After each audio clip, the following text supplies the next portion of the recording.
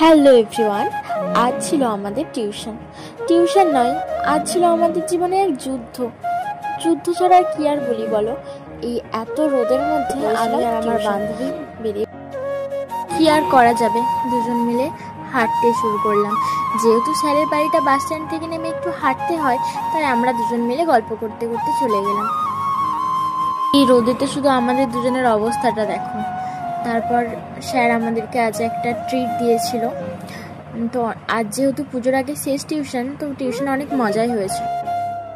আর দুই বান্ধবী মিলে গিয়েছিলাম পুজোর কিছু কেনাকাটা করতে। না, সেরকম কিছু কেনাকাটা না, আমরা শুধুমাত্র গিয়েছিলাম ইয়াররিংস কিনতে। তো কি কিনলাম সেটা তো আমাদেরকে বাড়ি গিয়েই দেখাচ্ছি, চলো। আমি এইগুলোই কিনেছিলাম।